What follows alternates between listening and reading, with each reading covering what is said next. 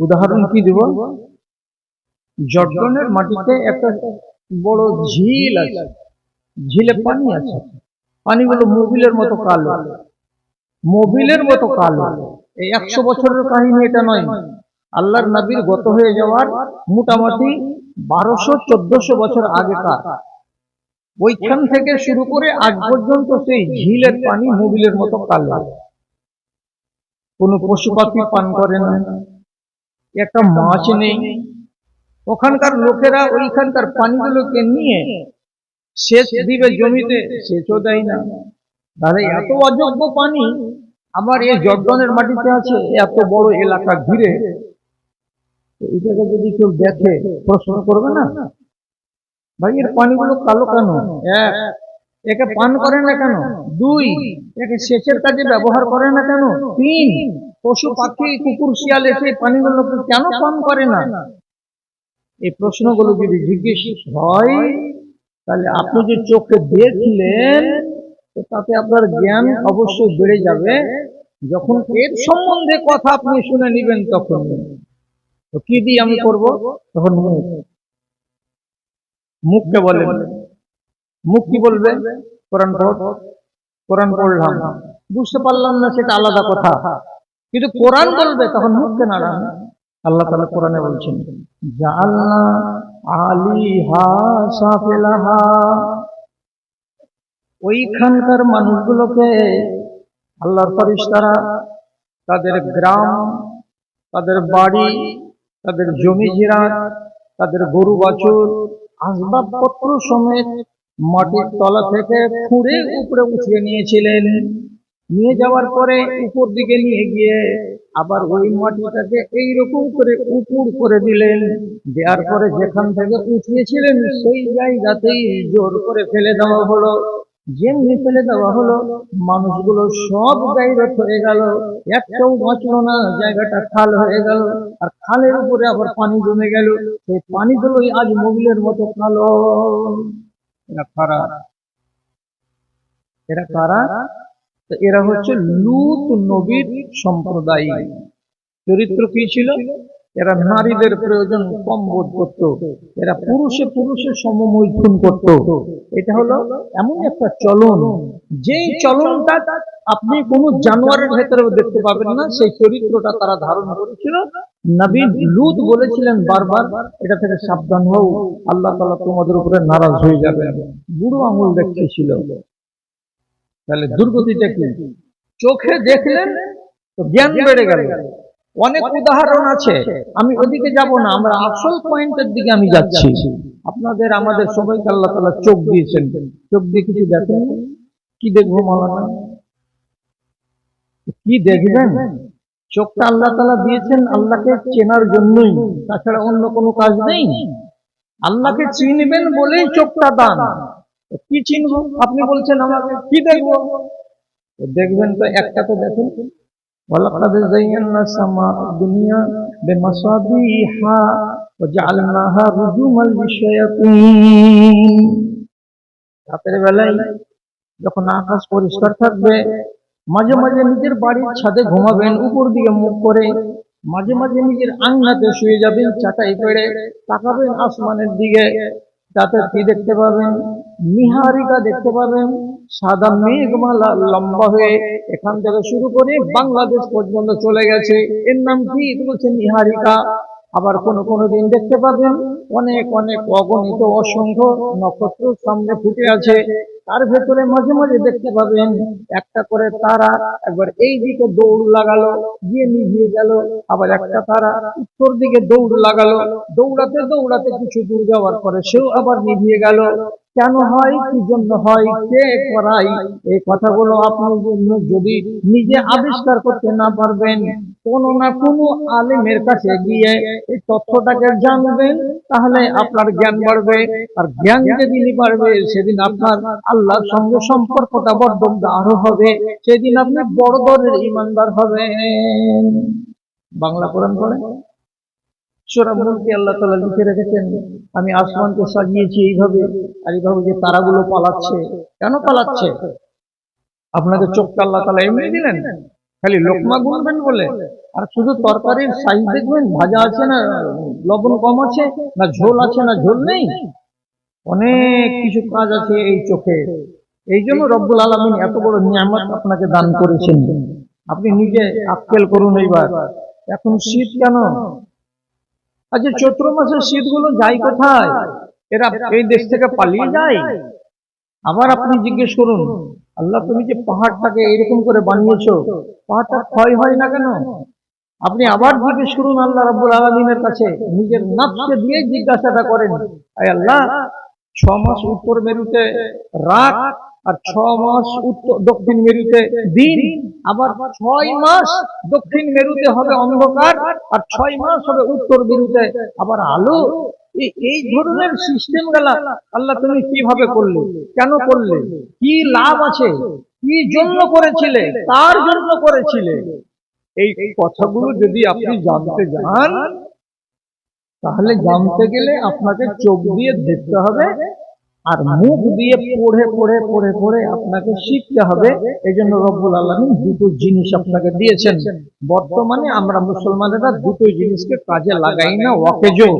চোখ দিয়ে শুধু দুনিয়াকে দেখছি, আল্লাহকে দেখার চেষ্টা করি না, আর মুখ দিয়ে শুধু নিজের কথাই বলছি, আল্লাহর কথা আমরা কেউ বলতে রাজি হই না। যার কারণে ইমানের অবস্থাটা খুব দুর্বল। ভাই আমার, একটা কথা মনে রাখবেন। কি কথাটা?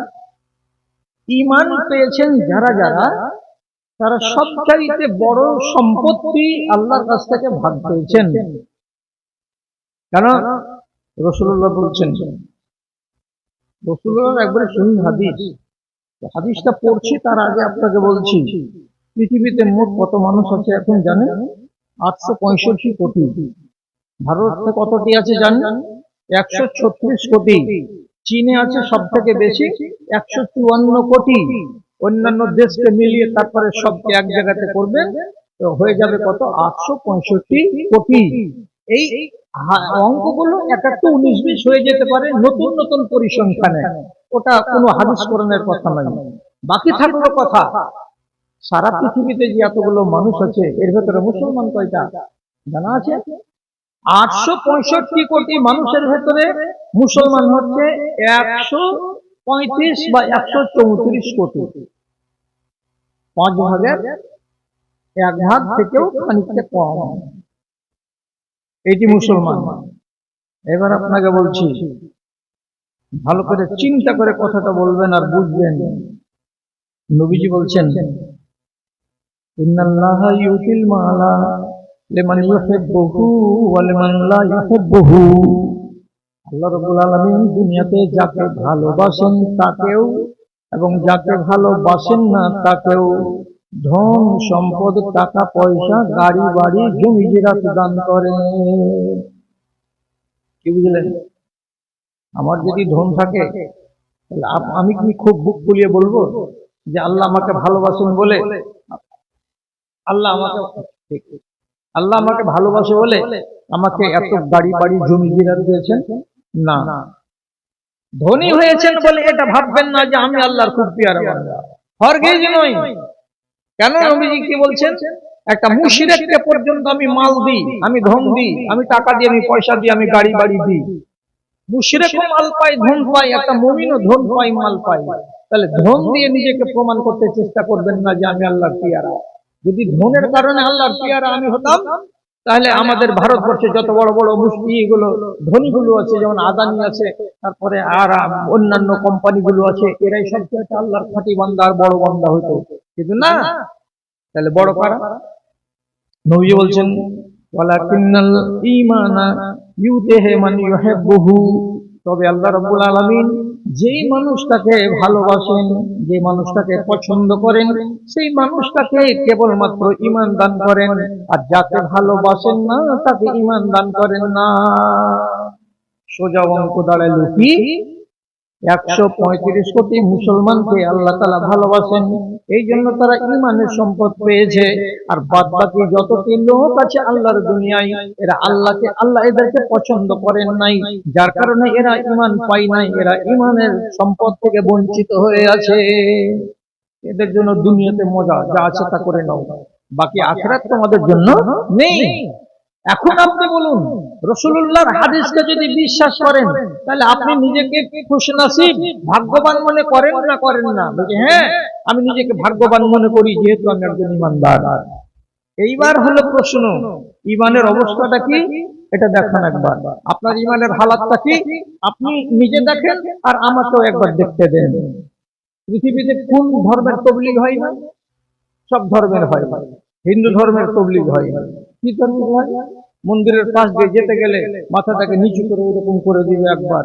তুমি আবেদ, তুমি যেখানেই মরো না কেন, তোমাকে যেখানেই পুড়াক না কেন, তোমার অস্থি, তোমার ছাই, যেগুলো বুকের কাছের ছাই, এতদিন ছাই গঙ্গা মাকে জমা দিয়ে আসতেই হবে। তুমি গরিব হও, তুমি ধনী হও, প্রত্যেক হিন্দু ভাই এই কাজটা করে। এটা তার কি? এটা তার ইবাদত। তাহলে সে তো ইবাদত করছে, আর ওদের ইবাদত করাচ্ছে ওদের যারা পণ্ডিত, তারা তাদেরকে জ্ঞান দিচ্ছে, তো তারা তাদের কথা মতো চলছে। বেলের কাঠটা পুরানো যাবে না, এটা তাদের নিয়মের মধ্যে লেখা আছে। নিজের কাছে জমা রাখুন, পোড়াই না বেলের কাঠ। কোন হিন্দু ভাই, কোন মা জীবনে পোড়াবে না, কেন? যেটা আমার ধর্ম। তাহলে সে নিজের ধর্ম করে বলতে চাইছে আমি ধার্মিক। রবিবারের দিন গোসল করে পরিষ্কার কাপড় পরে যে কোনো খ্রিস্টান পৃথিবীর, ওর বাড়িতে যদি থাকে ঈসা নবীর মূর্তি, অথবা যদি গির্জাতে যেতে হয় তো যাবে। আর যাওয়ার পরে যিশু খ্রিস্টের সামনে দাঁড়িয়ে, ওই যিশু, ও মাই গড, হে যিশু, তুমি আমার আল্লাহ, তুমি আমার খোদা, আমাদের গুনাহগুলোকে তুমি ঘাড়ে করে নিয়ে শুলিতে চড়ে গেছো, আর আমাদেরকে তুমি মুক্ত বানিয়ে দিয়ে চলে গেছো। এই জন্য আমরা জেনা, ব্যভিচার, পাপ ধাপ সবই কিছু করি, তবু আমাদের কোনো অন্যায় নয়, আমাদের পাপ তুমি ঘাড়ে করে শুলিতে চলে গেছো। যিশু খ্রিস্টকে মেনে নিল, আর নেওয়ার পরে যেই কাঠ, যে ঢেরা চিহ্ন কাটে তাকে শুলি দেওয়া হয়েছিল, এটাকে শুলি কাস্ট বলা হয়। এই চিহ্নটা বুকের উপরে এমনি করে এঁকে নিল 3 বার। যখন শুলি কাস্টকে বুকে 3 বার আঁকা হয়ে গেল, আবেদের বেটা আবেদ বাড়ি চলে গেল। 7 দিন আর কোনো কাজ করতে হয় না, সেও তো আবেদ। এর আর বাকি 8 দিন ওয়াজ নাই, নসিহত নাই। আর আপনার চায়ের দোকানে যদি কোনো মুন্সি দেখতে পাই বাহাতে চা খাওয়ার, ওয়াজ হচ্ছে, একটা লোক হাল চালাচ্ছে, আজান পড়ে গেল, আর একটা লোক আর গুড়া দিয়ে আসছে, চাচা আজান হয়ে গেছে জি, শুনতে পাওনি? ওয়াজ চলছে। বছরে 52টা জুমার খুতবা, এক একটা মৌলবি 25 মিনিট করে খুতবা দেয়, শুধু আপনাকে রিচার্জ করছে 52টা খুতবা বছরে। তার মানে কি 26 ঘন্টা আপনাকে ওয়াজ করা হয়েছে। এতটি ওয়াজ শুনলেন? এরকম জালসাগুলো বছর আপনারা 4টা শুনবেন, 4টার 16 ঘন্টা, এতটি জালসা শুনবেন। তারপরে ঈদুল ফিতর আর ঈদুল আজহাতে আধা ঘন্টা করে 1 ঘন্টা আপনি খুতবা শুনেন। এতগুলো ওয়াজ আপনাকে লাগবে। তারপরে আপনার ঈমান কি করছে? যে জল দাও, গোড়াই জল দাও, মাসিনা গেল, দম গেল, জান গেল। আপনার ঈমানের অবস্থা করুন কেন? পৃথিবীতে সবচাইতে ইসলামকে যে গঞ্জনা দেয় আর লাঞ্ছনা দেয় আর যে কষ্ট দেয় আর ইসলামের উল্টো করে, অন্য জাত যা করে তার চাইতে বেশি মুসলমান নিচে করে। কটা কারণ মানেন? আল্লাহ রাব্বুল আলামিন বলছেন, যাকে ভালোবাসি তাকে ঈমান দিই, আর যাকে ভালোবাসি না তাকে ঈমান দিই না। যাদেরকে ঈমান দিয়েছি তাদের ভিতরে আল্লাহ রাব্বুল আলামিনের নবী আবার বলছেন, এইগুলো লোক সবই ভালোবাসা, কিন্তু এর ভিতরে একটু কম একটু বেশি আছেই। তো আপনার যদি 3 বেটা হয়, একটা বেটা তো একটু বেশি ভালোবাসা হবেই। বাড়িতে যদি 3টা বৌমা থাকে, তো সেবা শুশ্রূষার দিক দিয়ে একটা বৌমা তো কমসে কম 2টো 6টে ভালো হবেই, একটু 19-20 হবেই। আল্লাহর বান্দাদের ভিতরে আল্লাহ রাব্বুল আলামিন নিজে বলছেন, কোনটা বান্দা আমার হাই কোয়ালিটির, কোনটা বান্দা আমার মিডল কোয়ালিটির, কোনটা বান্দা আমার থার্ড গ্রেড ক্যাটাগরি। আমি ভালোবাসি আমার বান্দাদেরকে। হাই কোয়ালিটির বান্দা কোনটা? যেই হাই কোয়ালিটির বান্দা ওর ভেতরে ঈমানের দুর্বলতা আছে, আর আমি ওকে ভালোবাসি, তখন আমি ওর ভেতরে এমন একটা সুরসুরি তৈরি করি, আমি এমন একটা তার মনের ভেতরে জজবা তৈরি করে দিই যে আমার বান্দা গুমরাহির পথ থেকে তাড়াতাড়ি করে সরে আমার পথে চলে আসে, আর আমি তাকে পাক্কা সাচ্চা খাদেম, একদম দিনদার বানিয়ে রাখি। আর যদি আমি কোনো বান্দাকে লোয়ার গ্রেডের আমি মুসলমান বানিয়ে রাখতে চাই, তাহলে তার সামনে ওয়াজ, নসিহত, কোরআন আর হাদিসের বয়ান বর্ণনা যতই করবে কেন, করো না কেন, যেমন কুকুরের লেজ ছিল তো কুকুরের লেজ হয়ে থাকবে। কেন? আমি আল্লাহ রাব্বুল আলামিন ওর ঈমানকে সি গ্রেডের করে রাখার জন্য আমি ফয়সালা করেছি, ওকে এ গ্রেডে আমি উঠাবো না। আপনি কি জানেন যে আমাকে আল্লাহ তাআলা পছন্দ করেন কি করেন না? জানি না। আপনি গ্রহণ কেন করেন না কথাগুলোকে? হ্যাঁ, এটা তো হলো বড্ড কথা। আপনার সামনে এমন কোনো ঘটনা ঘটে না? আল্লাহ রাব্বুল আলামিন বলছেন ঈমানের রাস্তা পরিষ্কার। তুমি তোমার চোখটাকে কাজে লাগাও, তুমি তোমার কানটাকে কাজে লাগাও, তুমি তোমার বিবেকটাকে কাজে লাগাও। যদি বিবেককে কাজে লাগাও তাহলে তোমার ঈমান জেগে উঠবে তোমার অন্তরের ভিতরে। আমি সিস্টেম বানিয়ে রেখেছি। খেয়াল করুন আমার কথার দিকে, আমার কথার দিকে খেয়াল করুন। সিরিয়াতে ছিল একটা বন্ধু হযরত উমর রাদিয়াল্লাহু তাআলা আনহু, যে সিরিয়া আজকে নতুন করে মানে অভিযানের মধ্য দিয়ে সরকারের পতন হলো বাশারের, আর অন্য দল এলো ক্ষমতায়। এই সিরিয়াতে একটা বন্ধু ছিল হযরত উমরের, মাঝে মাঝে মদিনা আসতো, গল্প হতো, তো তাহের নিয়ে বাড়ি চলে যেত। হযরত উমর বলছেন 6 মাস থেকে লোকটাকে দেখতে পাই না কেন গো, ব্যাপারটা কি? খবর গেল যে ওই লোকটা মদে ডুবে থাকছে, মদ পান করছে, আর করে বেহাল অবস্থাতে রাস্তার কিনারায় পড়ে থাকছে, আর ভদ্র লোকেদের সাথে তার উঠা বসা হয় না। এই জন্য মদিনা আসে না, আর এই জন্য আপনাকে দেখতে পান না। হযরত উমর কলম খাতা নিয়ে ডাকলেন, তারপরে লিখছেন। খেয়াল করুন কথার দিকে। গাফিরিজ যামবে কাবিলিত তাওবে শাদীদিল ইকাবে জিত্তাওলে। কোরআন মাজিদের সূরা গাফির থেকে এই কথা কয়টাকে হযরত উমর লিখালেন, আর লিখার পরে খামে ভরে দিয়ে একজন লোককে দিয়ে পাঠালেন, যাও আমার ওই বন্ধুটা যে মাঝে মাঝে আসতো আর আমার সঙ্গে দেখা করতো, আমি গল্প করতাম, সেই মানুষটার হাতে চিঠিখানা পৌঁছে দাও। নিয়ে গেল। কখন দিবা? যখন তার মগজ ঠিক থাকবে তখন দিবা। মদে নিঢাল হয়ে থাকবে তখন দিবা না। এবার যখন ফ্রেশ অবস্থাতে বসে আছে, হাতে চিঠি এলো। চিঠিটা দেওয়ার পরে কে দিয়েছে? হযরত উমর দিয়েছে। কি লেখা আছে আপনি নিজে পড়েন। কোরআন মাজিদের আয়াত লেখা আছে, আর আয়াতটাতে আল্লাহ তাআলা নিজের কথা বলেছেন। আরবের লোক তরজমা মৌলবীর কাছে বুঝিয়ে নিতে হলো না, নিজে পড়ছে আর নিজে বুঝছে, নিজেই পড়ছে, নিজেই সাথে সাথে উপলব্ধি করতে পারছে যে আল্লাহ তাআলা কি বলছেন। কি লেখা আছে প্রথমে? গাফিরিজ যামবে, আল্লাহ রাব্বুল আলামিন গুনাহ খাতাকে মাফ করে থাকেন। চমকে উঠেছে। আল্লাহ তাআলা গুনাহ খাতাকে মাফ করে থাকেন। গুনার কথা কেন এলো আগে? ধাক্কা লাগবে কোনখানে? ও তাহলে আমি এই যে বোতল খাচ্ছি, এটা অন্যায়, মানে এটা গুনার কাজ করছি আমি। এক ধাক্কা লাগলো বুকে। গাফিরিজ যামবে, আল্লাহ রাব্বুল আলামিন গুনাহকে মার্জনাকারী। এক। 2 নম্বর আবার বলছেন কাবিলিত তাওবে, আল্লাহ রাব্বুল আলামিন তওবা গ্রহণকারী। এর মানে কি? কোন মানুষ যদি লজ্জিত হয়, কোন মানুষ যদি নিজেকে খাকসা প্রমাণ করে এবং আল্লাহ রাব্বুল আলামিনের কাছে তওবা করে, এই আল্লাহ আমি তওবা করছি, এই কাজ আমি করব না। তো রব্বুল আলামিন এমন একজন সত্তার সত্তা, তিনি বলছেন আমি বান্দার তওবাকে কবুল করে থাকি। তাহলে আল্লাহ তওবাও কবুল করেন।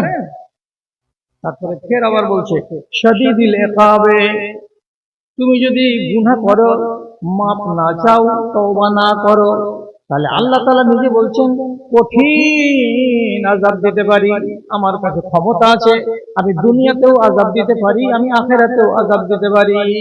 শাদীদিল ইকাব। তারপরে আবার বলছেন জিত্তাওলে, ক্ষমতা বড্ড বেশি আছে, পাওয়ার বড্ড বেশি আছে, আমি ইচ্ছা করলে এটা করতে পারি, আমার মন হলেই আমি সাজা দিতে পারি। এই কথাটা 4টা বাক্য যখন লিখে পাঠালেন, লোকটা আরব দেশের লোক, আরবি ভাষা বুঝালো, একবার পড়লো, 2বার পড়লো, 3বার পড়লো, রেখে দিল। আবার 1 ঘন্টা 2 ঘন্টা পরে উমরের চিঠিখানাকে বের করে আবার পড়তে লাগলো, আর একা একাই পড়ে আর মাথাটাকে ঝুঁকায় আর এমনি করে বলে গাফিরিজ যামবে উনি তো গুনাহকে মাফ করেন, কাবিলিত তওবে, উনি তো তওবা কবুল করেন। আবার আল্লাহ তাআলা বলছেন শাদীদুল ইকাবে, উনি তো কঠিন আযাব দিতে পারেন। আবার ওনার হাতটা হলো বড় লম্বা। তাহলে যেই সত্তা এত গুণে গুণান্বিত, যেই রব্বুল আলামিনের কাছে এতগুলো পাওয়ার আছে, তাহলে আমি কিসের জন্য সামান্য একটা 5 ফিট 5.5 ফিটের বান্দা, আমি ওর নাগালের মধ্যে আছি, তাহলে তার বেয়াদবি করব কেন, আমি নাফরমানি করব কেন? আয়াত তার ভেতরে চেতনা সৃষ্টি করলো, সাথে সাথে উল্টো পাতায় লিখে পাঠালো, জিন্দেগির মতো তওবা করলাম, আর ওই মদের বোতলে মুখ লাগাতে যাব না।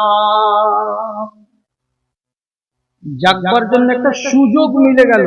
আয়াতটাতে গভীর ভাবে বিশ্লেষণ করলো যে আল্লাহর গুণ এই, তাহলে তো আমি আল্লাহর নিয়ন্ত্রণে আছি, আল্লাহর রিমোটে আছি, তাহলে আমার এগুলো করে লাভ হবে না, আমি সোজা হয়ে যাই।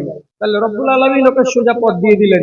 এই জন্য নবী হাদিসে বলেছেন যে ইযা আরাদাল্লাহু বিআবদিন ইসতাআমালাহু, আল্লাহ তাআলা যখন কোন মানুষকে পছন্দ করেন যে তোমাকে 3 নম্বর ক্যাটাগরি থেকে 2 নম্বর ক্যাটাগরিতে উঠাবো, কোন মানুষকে যদি 2 নম্বর ইমানদার থেকে 1 নম্বর ইমানদারে উন্নীত করার ইচ্ছা জাগে, তো নবীজি বলছেন আমি আমার ওই বান্দাটাকে এমন একটা কাজ করিয়ে দেব যে কাজের দৌলতে বান্দাটা 1 নম্বর মুসলমান হয়ে যাবে।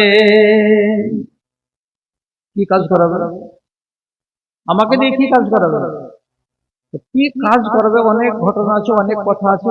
যেমন আপনাকে একটা কথা বলি, কিশোরগঞ্জের খালা কথা কইছে না, কথা কইছে মামা তো বহিন,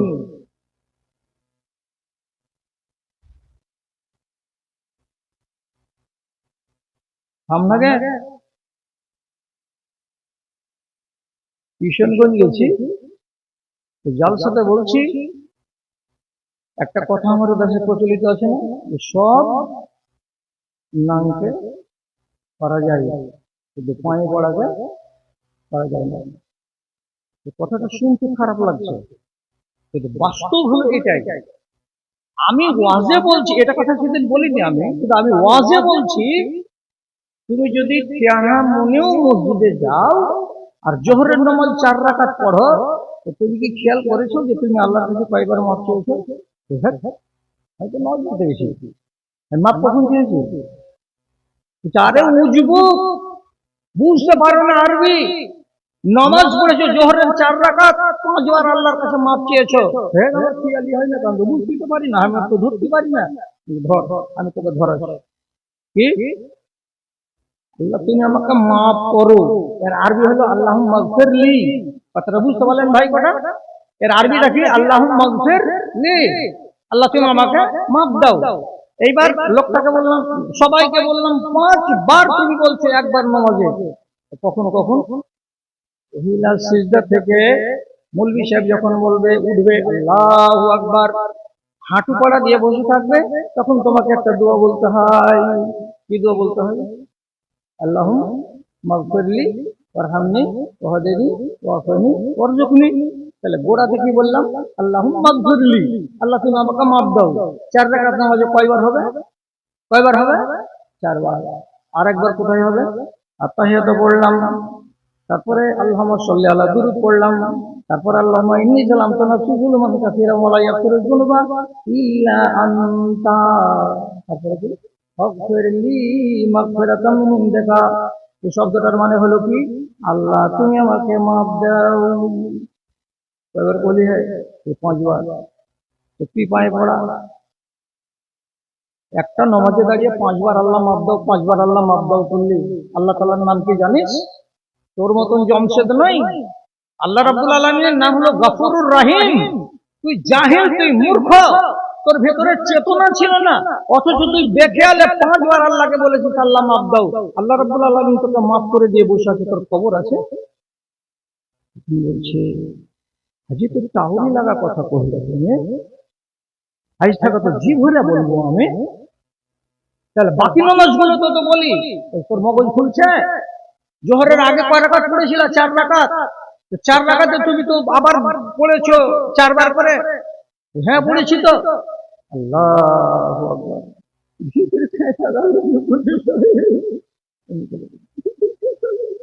বুঝতে পারি যে আল্লাহ তাআলাকে এত আল্লাহ তাআলা দয়াবান, আর আমি কি বাতলামি করে বেড়াচ্ছি, ফাইজলামি করে বেড়াচ্ছি। আর কোন উপায় আছে? হ্যাঁ আছে। তোকে যদি আল্লাহ তাআলা বলে যে আমি তোকে এক এক ক্যাটাগরির ইমানদার বানাবো, হাই ক্যাটাগরির, তোর ভিতরে একটা জজ্বা তৈরি করে দিবে আল্লাহ, তখন তুই ওই ভাব ওখানে পা দিতে যাবি। ওইটা কোন জায়গা মাওলানা, কোন জায়গা মাওলানা? আমি যে শুন, আল্লাহ তাআলা বলছেন ইন্না নাশিআতাল লাইলি হিয়া আশাদ্দু ওয়াতাআন ওয়া আকওয়ামু কিলা। দুনিয়ার বুকে যদি আল্লাহকে ডাকিস দিনের বেলায়, তাহলে হতে পারে দুনিয়ার মানুষের ভিড়ের ভিতরে তোর আওয়াজটা হারিয়ে যাবে। আল্লাহ তাআলা শুনবেন কি শুনবেন না নিশ্চয়তা নাই। কিন্তু যখন রাতের বেলায় নির্জনে বসে আল্লাহকে ডাকবি, তখন রাতের বেলায় আল্লাহর আদালতটা বেশি তেজ হয়, গরম হয়ে থাকে। আর ওই টাইমে আল্লাহ তাআলা বেশি দোয়া কবুল করেন। তার জন্য প্রত্যেকটা মানুষকে বলা হয়েছে, ওরে মানুষেরা, দিনের বেলায় যেই কথাটা আমাকে বলবি, সেই কথাটাই যদি রাতের বেলায় বলিস তো পরিবেশটা ভালো পাবি রে। দিনের বেলায় হাঙ্গামা হবে, দিনের বেলায় পোপা করে মোটরের আওয়াজ আসবে, কে চিৎকার করছে, কে চেঁচামেচি করছে, কে হো হাল্লা করছে। আর রাতের বেলায় নির্জন, সারা দুনিয়া শুনশান পড়ে আছে। ওই টাইমে ঠান্ডা মনে ঠান্ডা মেজাজে যে কথাটা তুই আল্লাহকে বলবি, কথাটাতে বলতে তোর মন বসবে, আর ওই কথাটা রব্বুল আলামিনের দরবার পর্যন্ত পৌঁছে যাবে। তার জন্য নবী আল্লাহ রাব্বুল আলামিন বলছেন ইন্না নাশিআতাল লাইলি হিয়া আসাদ্দু ওয়াতাআন ওয়া আকওয়ামু কিলা। রাতের বেলায় যেটা বলবে সেটা মজবুত হবে, সেটা বলিষ্ঠ হবে। কাজে দিনের বেলায় যা বলছো রাতের বেলায় আল্লাহকে বলতে চেষ্টা করো। কখন বলবো? বলছে রাত ঢের হবে তখন। কখন ঢের হয়? রাত 12টার পরে রাত ঢের হয়। সে রাত্রি 12টার সময়, এটা হলো শেষ রাতের অংশ, হয় 2:30টাতে অথবা 3টাতে অথবা 3টার আগে আগে, ফজরের আযান হয়নি তার আগে তোমাকে আল্লাহ রাব্বুল আলামিন কিছু একটা কাজ করিয়ে নেবেন। তাহলে তুমি 1 নম্বর ক্যাটাগরিতে চলে যাবে। আমি এক আল্লাহর বান্দা মুসলমানের সঙ্গে, আমি নিজের কথা বলছি, 2014 কি 15 সালে চলে গেলাম মানিকচকের কোন এক জায়গায়, তাবাকে প্রিজাইডিং করে পাঠিয়ে দিল ভোট দিতে। ওই দলে মুসলমান আছে, আর বয়স হয়ে গেছে মোটামুটি 56 বছর, সরকারি চাকরি করে। গল্প করতে করতে বলছে, মাওলানা ও অভ্যাস হয়ে গেছে 4 বছর থেকে, যখনই রাত্রি 2টা বেজে যাবে তখন ওই খেপার মতন, বেকুফের মতন এমনি বসে আছি, ঘুম নাই চোখে, কোনো কাম নেই, বসে আছি, গলিতে হাঁটছি, একবার এদিকে লাইট মারছি, একবার ওদিকে দেখছি, বেটা বহু ঘুমাচ্ছে, বাড়ি বাড়ি ঘুমাচ্ছে, সারা জগৎবাসী ঘুমাচ্ছে, আমার কোনো ঘুমই হয় না, হাজার চেষ্টা করে ওই বসে বসেই থাকবে।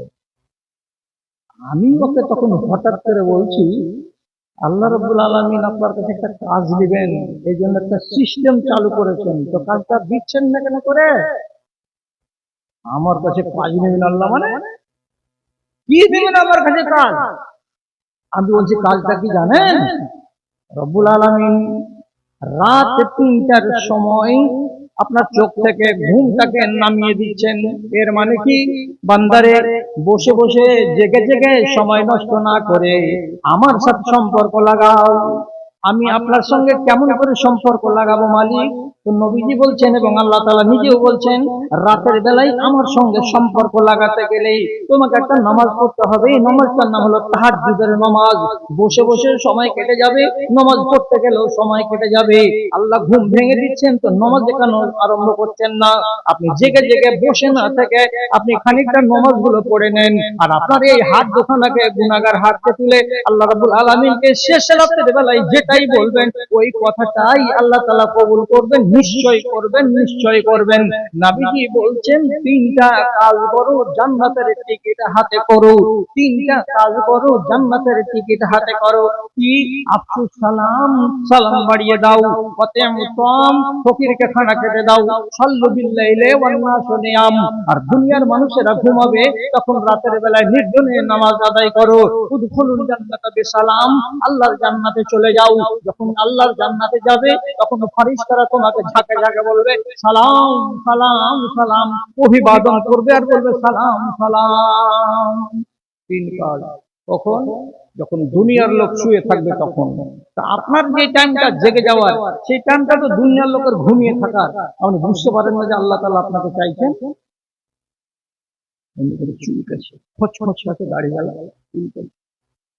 বলছি মৌলানা, কথাটা যদি ফেলে দিব অন্যই হবে, কথাটাকে মেনে নিব। 8 রাকাত আর 3 রাকাত 11 রাকাত নামাজ কি আমি করতে পারবো? আল্লাহ পড়াবেন বলেই জাগাচ্ছেন, হিসাবটা শুরু করে দেন কাল থেকে। খ্যাপাকে দেখছি সেদিনই খানিক বাদে ওই রাত্রি 3:30 পৌনে 4টার সময় আজান পড়েছে, তো আমার আগেও উজু করছে। আপনি জেগে গেছেন? জেগেছিলাম। জেগে গেলেন না, জেগেছিলাম। কয় রাকাত নামাজ পড়লেন? বলছি তখন মসজিদে যে বা এখানে গিয়ে 2 রাকাত আগে 2 রাকাত পরে পড়বো, আগামীতে বেশি করে পড়তে হবে। পারলেন করতে কথাটা? হাতখান ধরে নিলে ফজরের টাইমে এমন করে মা মারা কান্দন কানতে লাগলো। অনেক পাপ আছে মৌলানা, এগুলো মাফ হবে? মাফ হবে মানে আল্লাহ তাআলার নবী নিজে বলছেন যে তুমি আল্লাহর কাছ থেকে যদি সার্টিফিকেটটা নিতে চাও, তাহলে 1 নম্বর স্তরে তোমাকে উন্নীত হতে হবে।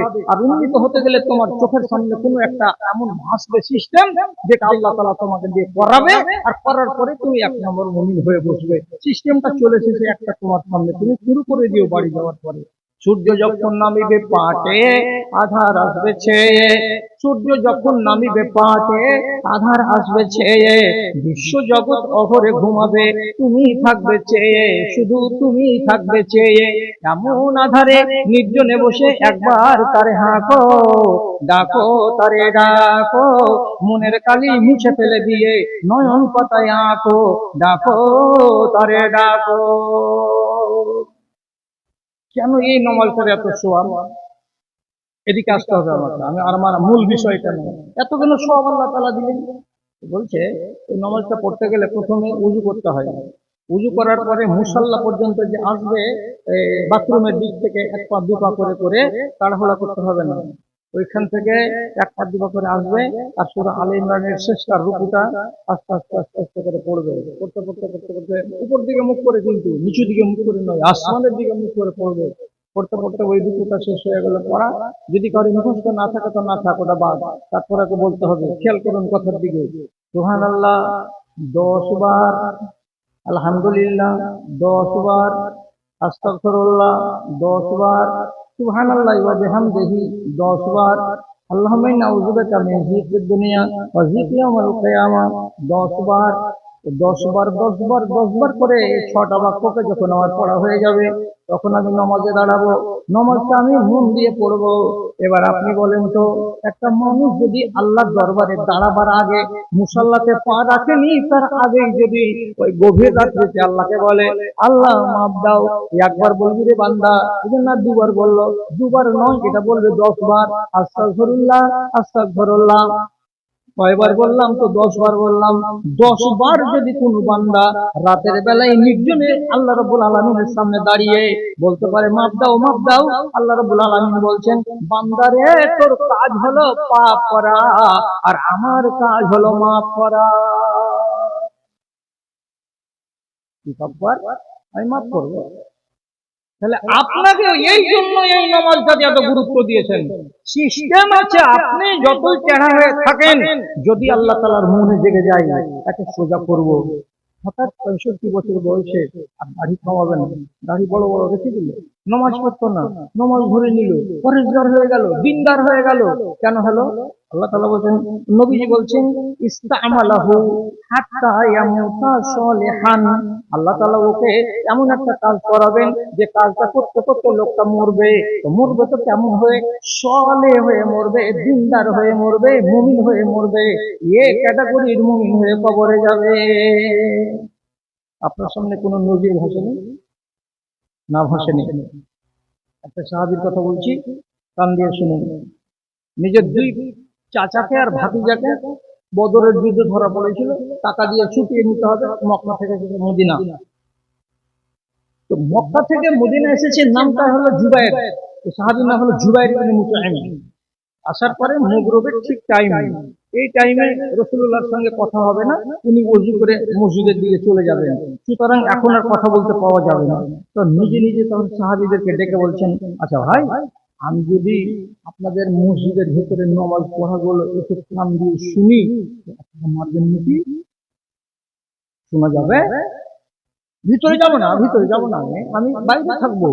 আপনার নবীজি নামাজ পড়াবেন আর আমি বাইরে থেকে কান দিয়ে এখানে শুনবো কথা বলে কি হয়, কেমন করে রুকু বলে, রুকুতে কি বলে শুনবো। সাহাবায়ে কেরাম বলছে, আরে চাপা, কে তোকে মানা করবে? তুই যদি মসজিদের ভিতরে ঢুকে যাস জানার আগ্রহে, নিষেধ করা যাবে না।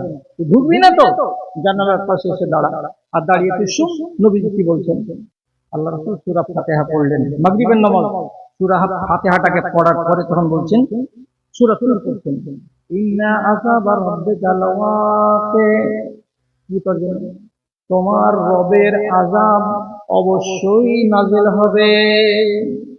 লাইসা লাহু মিন দাফে, ওই আযাবকে খণ্ডন করার ক্ষমতা তোমার আমার কাউরি হবে না। তারপরে ইয়াউমা তামুরু সামাউ মাওরা ওয়া তাসিরুল জিবালু সাইরা, যেদিন আসমানকে কাগজের মতো করে মুড়িয়ে মুড়িয়ে একেবারে নুড়ি করে জমিনে ফেলে দেওয়া যাবে। তারপরে কি হবে? ওয়া তাসিরুল জিবালু সাইরা, যেদিন পাহাড়টাকে, হিমালয় পর্বতকে দুনিয়া যেমন তুলাকে ধুনতে গেলে তুলা হালকা হয়ে বাতাসে উড়ে উড়ে বেড়ায়, ওই রকম করে সম্পূর্ণ পাহাড়টাকে রব্বুল আলামিন ধুনে দেওয়া তুলার মতো করে চারিদিকে উড়িয়ে উড়িয়ে বরাবর করে দেবেন। সেই দিন ফাওয়াইলুল ইয়াউমাইযিল লিল মুকাজ্জিবিন, সেদিন কিন্তু তকদীর খারাপ আছে যারা মিথ্যাবাদী তাদের তকদীর খারাপ আছে, মিথ্যাবাদী তোমাদের ভবিষ্যৎ খারাপ আছে। যেমনি এই কথাটা বলা, বেচারি জানালার কাছে দাঁড়িয়ে থাকলো না, ওখান থেকে সরে গেল, বাকি ঘটনা শুনলো না। তারপরে যখন নামাজ শেষ হলো, সাহাবীদের সামনে বলছে, নবীজির সামনে এসে বলছে, আল্লাহ পাকের নবী, আমি আমার চাচাকে আর চাচাতো ভাইকে ছাড়াতে এসেছিলাম, কিন্তু কি করব, শিকারি খুদ ইহা শিকার হয়ে গেয়া। আমি আপনাকে অবিশ্বাস করি, আর আজকে আপনার কথাগুলো কান পেতে পেতে শুনলাম। আপনার ওই আয়াতগুলো পড়া যখন মগজে গেল, তো মনে হচ্ছে মগজে তো হাতুড়ার বাড়ি দিচ্ছে। আমার পায় স্থির হয়ে থাকে না, এখন আমার দিলটা নরম হয়ে গেছে। আমি কোন সময় কোন মুহূর্তে আপনার হাতে হাত দিয়ে ঈমান কবুল করব। আমি কথা দিয়ে গেলাম আজকে চাচাকে আর ভাতিজাকে বাড়ি নিয়ে যাব, আর যেমনি সুযোগ পাবো তেমনি এসে কলমা পড়ে মুসলমান হব। এমন একটা পরিস্থিতি শুরু হয়ে গেল, তার সামনে সৃষ্টি হয়ে গেল, যে ও পথ পেয়ে গেল যে না, এই জায়গাতে থাকবো না, আমি ঈমান কবুল করে নেব। আপনার সামনে যদি কোনো বিপদ চলে আসে, এমন কোন বিপদ যে বিপদ থেকে আপনি উঠে চলে এসেছেন, আল্লাহ আপনাকে শুধু চান্সটা দিয়ে দিয়েছেন যে একটু ভালো আমল কর, করে কবরে আয়, তাহলে এটাই হলো আপনার টার্নিং পয়েন্ট। আমি নাম দেব না, এই সমস্ত যুগে ওই লোকটার কাছে খবর চলে যাবে, এই জন্য আমি নাম নিচ্ছি না। এমন কোন আল্লাহর এক বান্দা, স্বামী স্ত্রী দুজনেই কোভিডে আক্রান্ত হয়ে হসপিটালে ভর্তি ছিল। স্ত্রী 9 দিনের মাথায় মরে গেল। টাকা কতটি আছে? আমার মতো মৌলবীটাকে যদি গুনতে দেয় তো সারাদিন সারা রাতে আমি ওদের চেরানা টাকা গুনতে পারবো না, এত টাকার মালিক। 8 দিনের মাথায় বিবি মরে গেল, স্বামীকে জানতে দিল না, স্ত্রীকে বাড়ি নিয়ে এসে কবর দিয়ে দিল। টাকা পয়সাওয়ালা লোক মিলিটারিদের হাতে, পুলিশের হাতে লাশ দেয়নি, লাশকে এখান থেকে নিয়ে এসে তারা মাটি দিয়েছে কবরস্থানে। 15 দিন পরে ছুটি পেয়ে বাড়ি এলো এই ভদ্রলোক। তারপরে এসে জিজ্ঞেস করছে, তোর মাকে কখন ছাড়বে রে? আচ্ছা, প্রশ্নটা শুনে ছেলে পিলার মনে বাজ পড়বে না? মাকে তো কবে ছেড়ে দিয়েছে বাপ।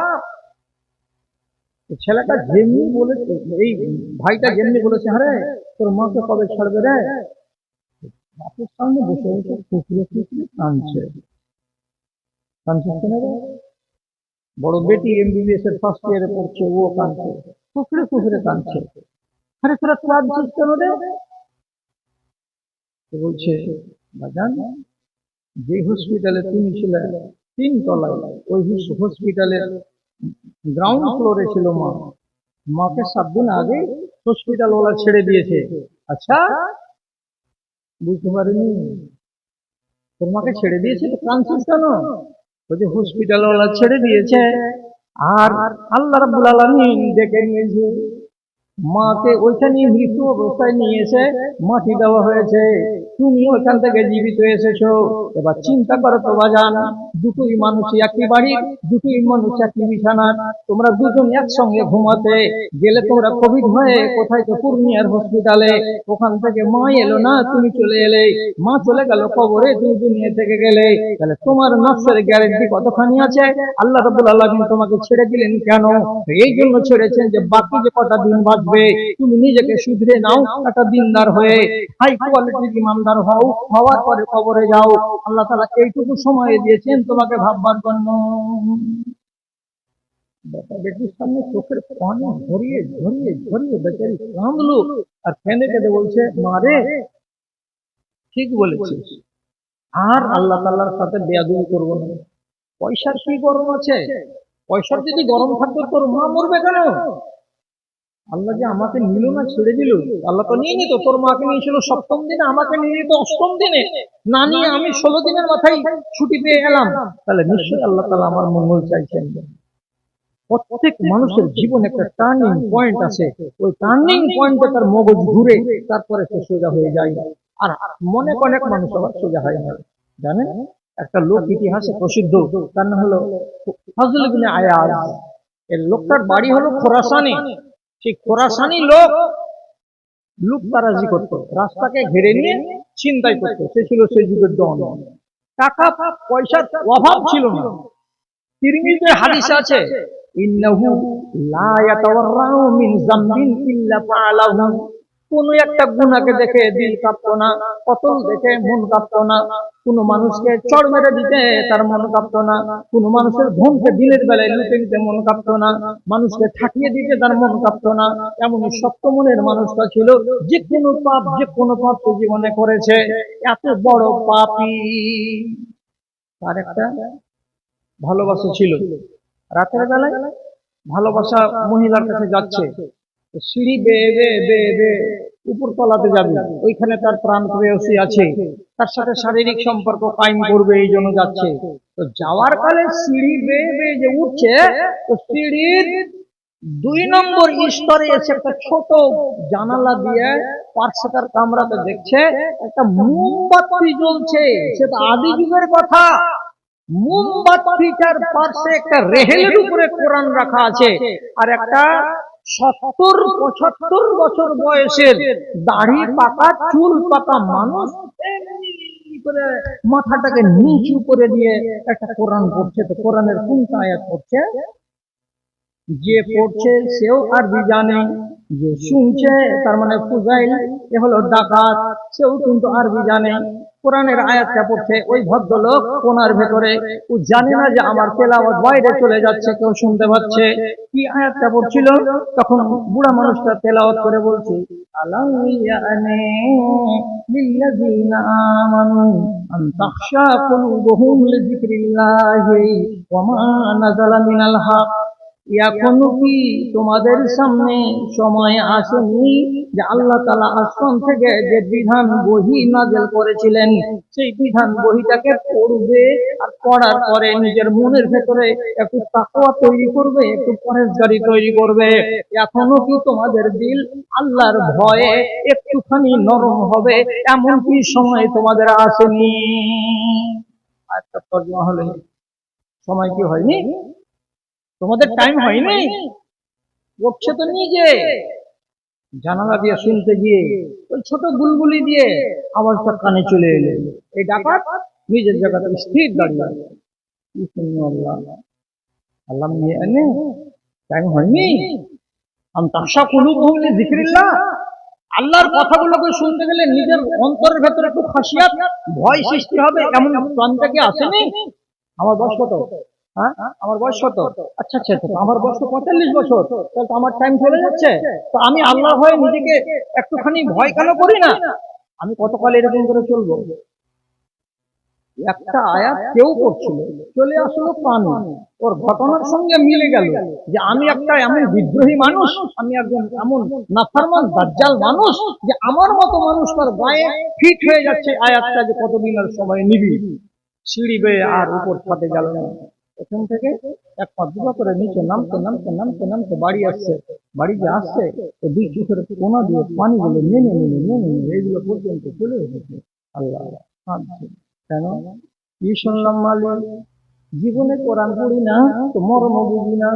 আল্লাহ তুমি কোরআনে এমন কথাটা বলেছো, কাকে? তো মনে হচ্ছে আমাকে, আর কাউকে তুমি বলনি। আর মানে কি, আমি যে মানুষের গলায় ছুরি চালিয়ে মাল ছিনতাই করে নিচ্ছি, তো এখনো কি আল্লাহর ভয় হৃদয়ে আসেনি? তুমি যে জিজ্ঞেস করছো কোরআনে এখনো কি টাইম আসেনি? হ্যাঁ মালিক, টাইম চলে এসেছে। আজ থেকে কোনো মানুষের মাল ছিনতাই করব না, আজ থেকে কোনো মানুষের গলায় ছুরি চালাবো না, আজ থেকে ওই কোঠাতে গিয়ে ওই মহিলার সঙ্গে শারীরিক সম্পর্ক, হারাম সম্পর্ক কায়েম করব না। আমার বয়স হয়ে গেছে, আমি সব কাজ ছেড়ে দিলাম। তোমার কোরআনের একটি মাত্র আয়াত আমার মগজে ঘন্টা বাজিয়ে দিয়েছে, আমি আর এ পথে থাকবো না।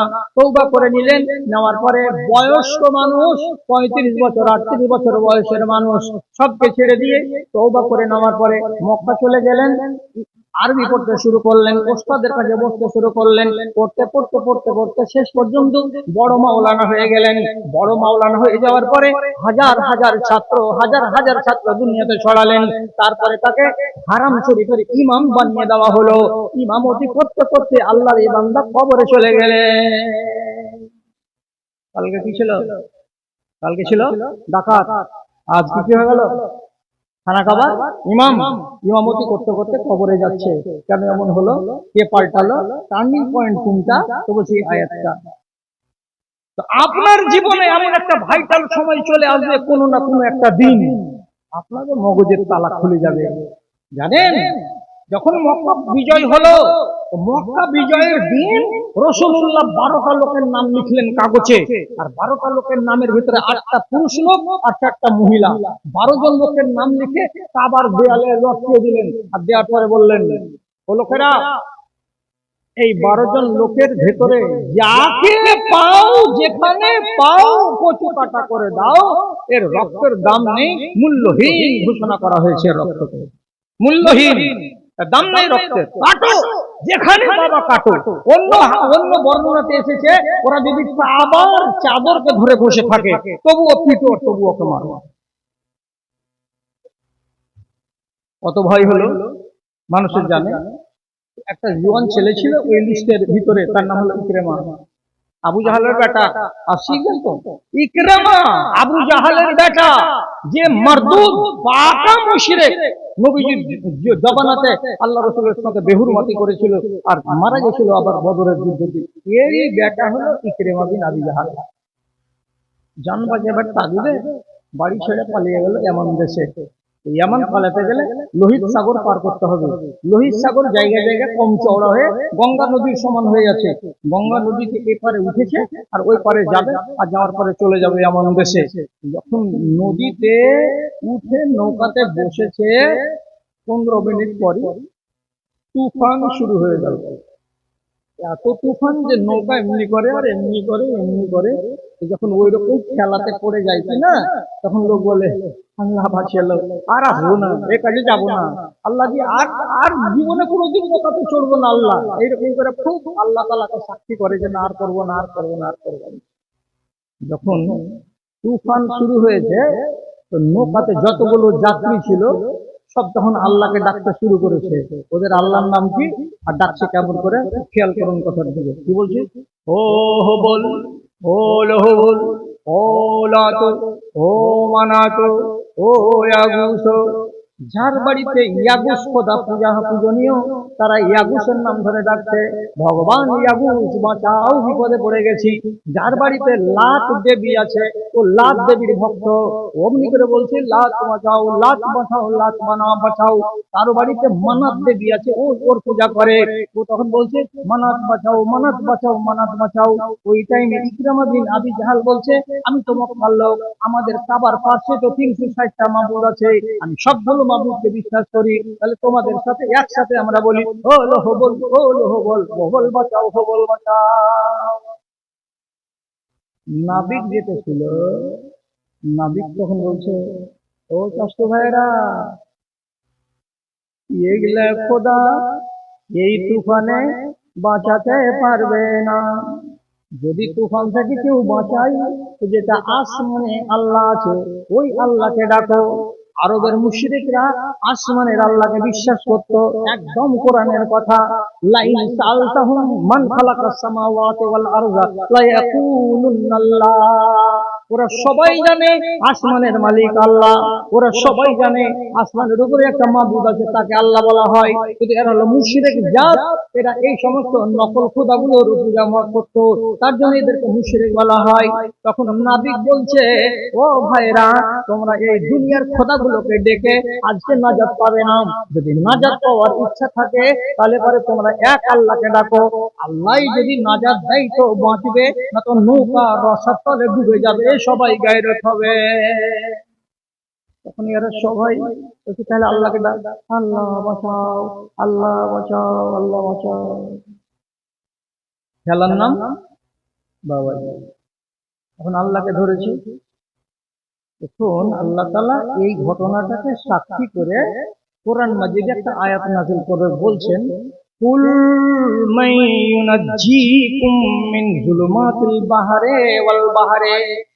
হে লোকেরা, তোমরা আমাকে জবাব দাও, আমি জিজ্ঞাসা করছি, যখন সমুদ্রে তুফান উঠে যায় আর যখন তোমাদের দেশে 150 কিলোমিটার বেগে সাইক্লোন চলতে শুরু করে দেয়, তখন এইরকম সাইক্লোনে আর ওই রকম ঝঞ্ঝাই ঝড় তুফানের কালে কে তোমাদেরকে নাজাত দেয়? কে তোমাদেরকে নাজাত দেয়? তাকে তোমরা ডাকো, ডেকে কল্যাণ পাও। একমাত্র আমি আল্লাহ। আমার হুকুম হতে গেলেই আমি ঝঞ্ঝাকে থামিয়ে দেব, ঝড় তুফানকে আমি রুখে দেব। আমি আল্লাহ, আমার ইচ্ছা হলে তোমার নৌকাটাকে ডুবতে দেব না, আর আমার ইচ্ছা হতে গেলে নৌকাটাকে আমি ডুবিয়ে শেষ করে দিতে পারি। তাহলে সমুদ্রে এবং ডাঙাতে যেখানে তুফান উঠুক না কেন, তুফানের কালে যদি তোমরা ডাকবে তো কাকে? তো একমাত্র আল্লাহকে। আল্লাহ ডেকে নৌকা কিন্তু বেঁচে গেল। নৌকা বেঁচে গেল, সেদিন ডুবলো না। ওপারে যাওয়ার পরে ইকরামা তখন খালি নিজেরা চুলকাছে আর টাউরি লাগা মুরগির মতন করে কইছে, যদি এটাই হলো, কি জন্য ঝগড়াটা করলাম নবী মুহাম্মদের সাথে? কাজিয়াটা না করে যদি আগে ওকে মেনে নিতাম, তাহলে তো আমার নামে এই লিস্টে আসতো না, ওয়ান্টেড লিস্টে, আর আমাকে মার্ডার কেসের আসামি বানাইতো না। কি ভুল হয়ে গেল, কি ভুল হয়ে গেল! নাম তো কাটা যাবে না, আজ পালিয়ে গেছি তো গেছি, চলে যাবো, কেমন দেশ চলে গেল। এখন আমি এদিকে টেনে আনছি না ঘটনাটা, ঘটনা টানতে গেলে অনেক লম্বা হয়ে যাবে। মোট কথা হলে ওর স্ত্রী ছিল মুসলমান আর ই হলো মুশরিক। তখনকার দিনে বিবাহ ভঙ্গ হতো না, কারণ ইসলাম নতুন, রাসূলুল্লাহ তখন ভাঙেননি বিবাহটাকে। ওর স্ত্রী বলছে, আল্লাহ রাসূল, আমার স্বামী তো দৌড়ে পালিয়ে গেছে, আর আমি একটা বেটি ছেলে বাড়িতে কেমন করে থাকবো? আমি আমার স্বামীকে খুঁজতে যাবো, ওকে নিয়ে আসবো, ডেকে ওকে বুঝাবো, ওকে সুঝাবো, তো ওকে যদি আমি নিয়ে আসি আপনারা আবার মার্ডার করবেন না তো? আপনি নিরাপত্তা দেন।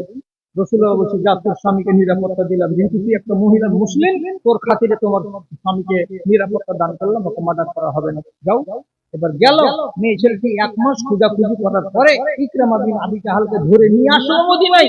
নিয়ে আর বিবির সামনে এসেছে, রাসূলুল্লাহ বলছেন, মুখ যেন লুকাচ্ছে, লুকাচ্ছে, জি মুখ ছাড়ো না।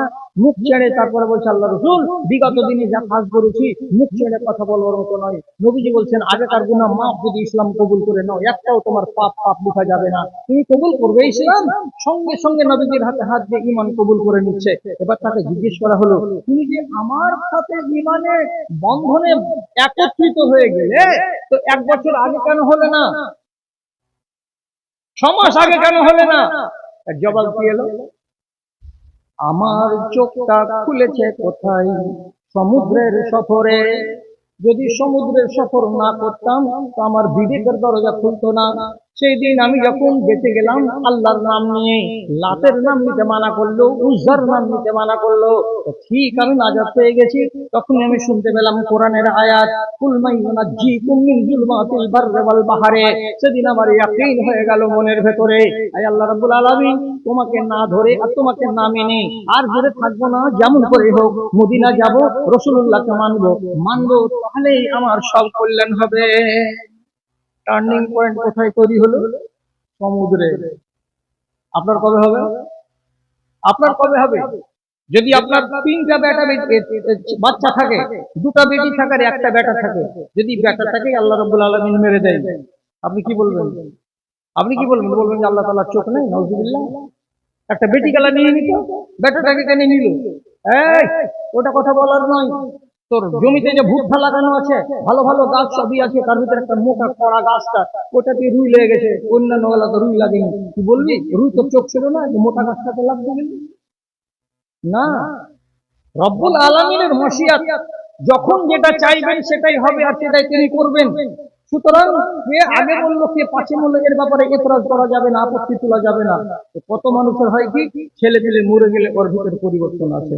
কত মানুষ হয় কি, পাপ করে করে করে করে করে করে যখন ওর চুল টুল পেকে যায়, তখন হঠাৎ একটা সময় আছে কোন মৌলবি কোন মাওলানার হয় কথা শুনে অথবা কোনো কিতাব পড়ে, যখন ওর মনের ভিতরে বিগলিত অবস্থার সৃষ্টি হয়, তখন বলে যে আল্লাহ আমি আর এগুলো করবো না, আমি নিজেকে বদলে নিব। আল্লাহ কথা শেষ করে দিচ্ছি। জাড়ের দিন, শীতের দিন, আপনাকে কথা দিয়েছিলাম যে 1 ঘন্টার বেশি বলবো না, তো কথার উপর আমি কায়েম আছি, আপনি আর পালাইয়েন না। সাথে একটা কথা খালি বলে দিচ্ছি, তারপর আপনাকে আমি ছেড়ে দেবো।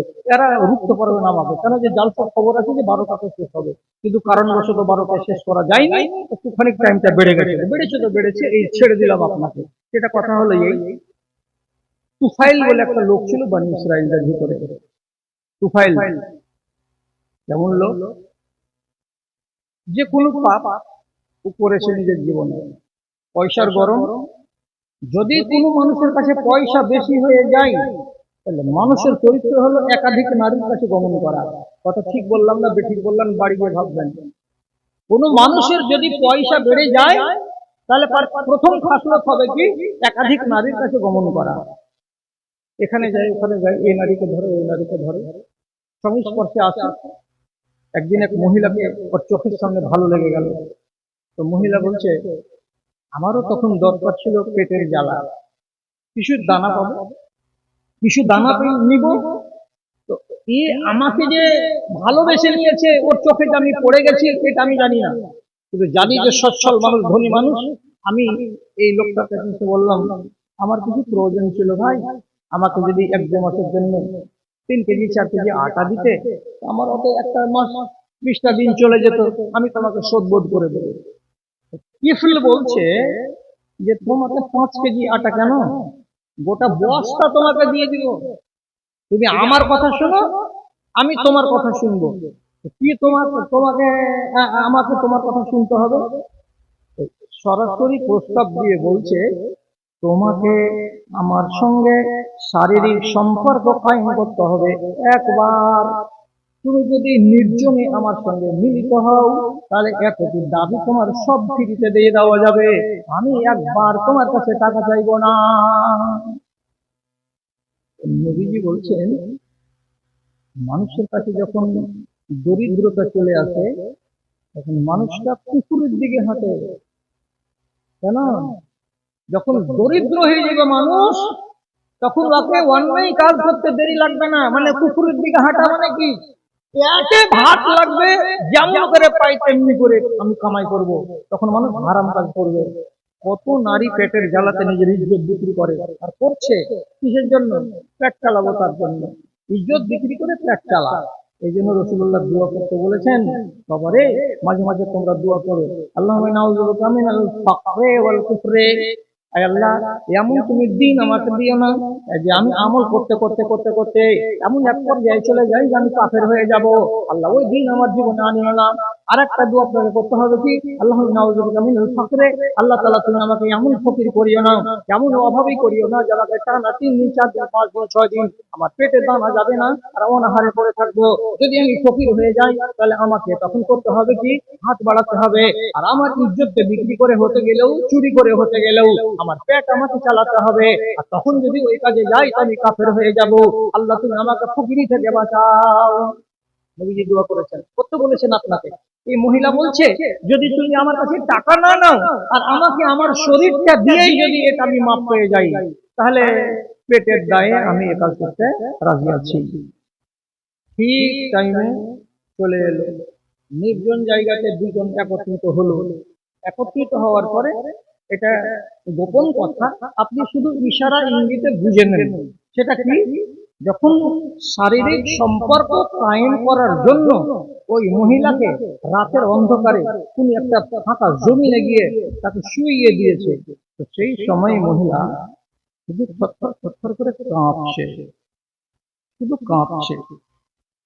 তো এই ব্যক্তি প্র্যাকটিক্যাল করতে যাবে তার আগেই ওর শরীরে যদি হাত দিয়ে দেখছে তো থরথর থরথর করে মহিলা কাঁপছে, তখন বলছে এই লিমাযা তাতাহাররাক, উপরে তোকা, এই মেয়ে ছেলে এত হিলছো কেন, এত দুলছো কেন, এই কাজের সময় কি কেউ এত হেলানোড়া করে নাকি, চুপচাপ পড়ে থাকো জমিনে, এত নোড়াচড়া কেন করছো, তো হিলাহিলি কেন করছো, আমি কি তোমার উপরে জুলুম করছি নাকি, আমি কি তোমার উপরে জোর জবরদস্তি করছি নাকি, তুমি রাজি আছো বলেই তো আমি কাজ করতে যাচ্ছি, তাহলে তোমার হাত পা গুলো এত কাঁপছে কেন, কাঁপে কেন? তখন মেয়েটি বলছে ইন্নী মা ফাআলতু যালিকা ফি হায়াতি কাত্তু, ওরে আমার ভাই, আমি এই কাজটা জীবনে কোনোদিন কারোর সাথে করিনি, এবং আমি জানি যে এই কাজটা একমাত্র স্বামীর সাথে হালাল, আর স্বামীকে বাদ দিয়ে দুনিয়ার কোন রাজা সম্রাট চলে আসতে গেলেও তার সাথে আমার হালাল নয়, অথচ তোমার সামনে আমি হারাম কাজটা করতে যাচ্ছি কেন, আমার পেটের জ্বালাই। তখন আমার ভেতরটা এমনি এমনি করছে আর বলছে, আমাকে যদি আমার রব একদিন জিজ্ঞেস করে বলে এই বান্দি কিসের জন্য এত বড় অন্যায় কাজ করতে গেলি, তোর পেটটা এতই কি কাঙ্গাল হয়ে গেছিল যে তোর লজ্জাস্থানকে কেন বেচতে গেলি, এই প্রশ্নটা যখন মগজে আসছে তখন ভিতরটা আল্লাহর আযাবের ভয় এমনি এমনি করছে, তার জন্য কাঁপুনি শুরু হয়েছে আর তার জন্য দেহটা হিলছে, এছাড়া আমি নারাজ আছি এমন কথা নয়।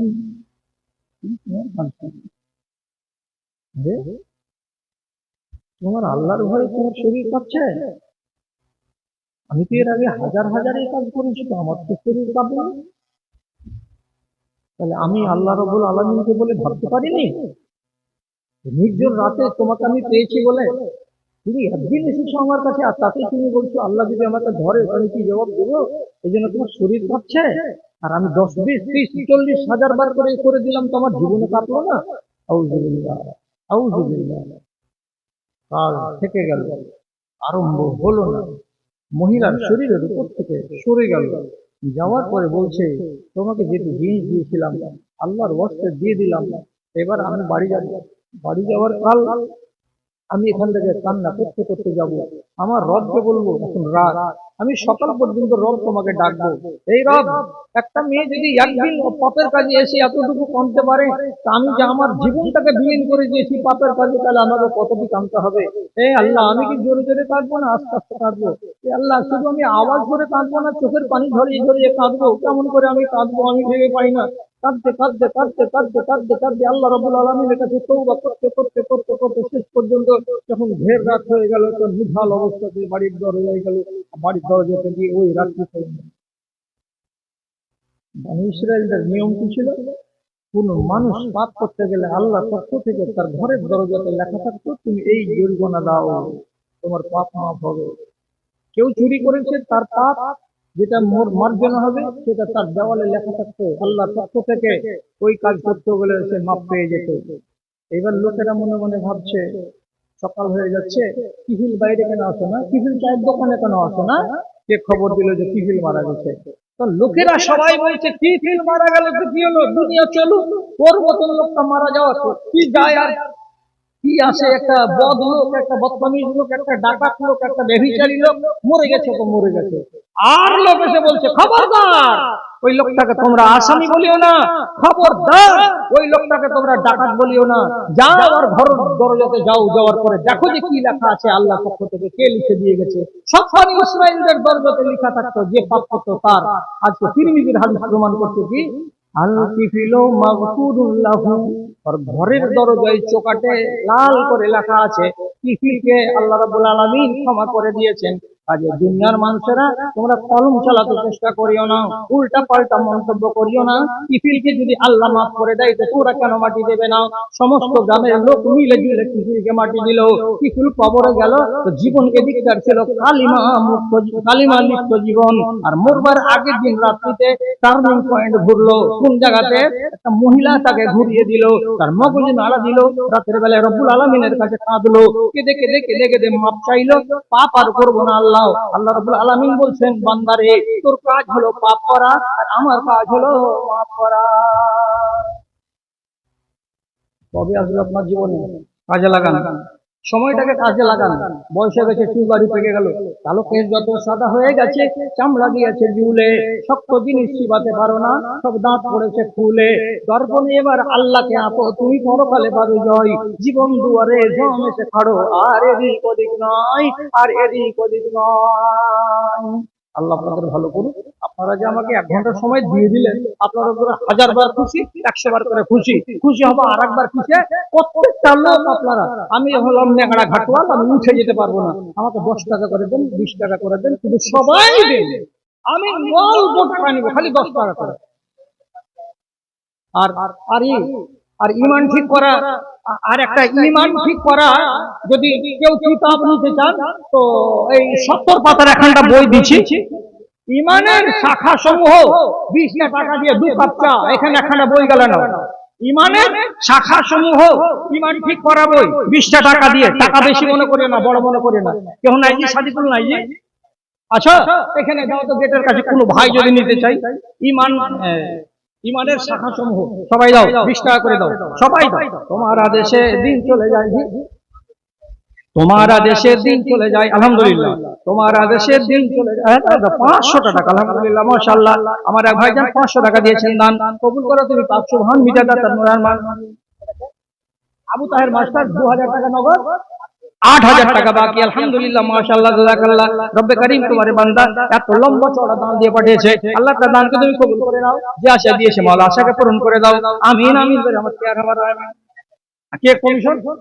হামিদুর কমিশন, আলহামদুলিল্লাহ, মাশাআল্লাহ, হামিদুর কমিশন সাহেব 20,000 টাকা দান।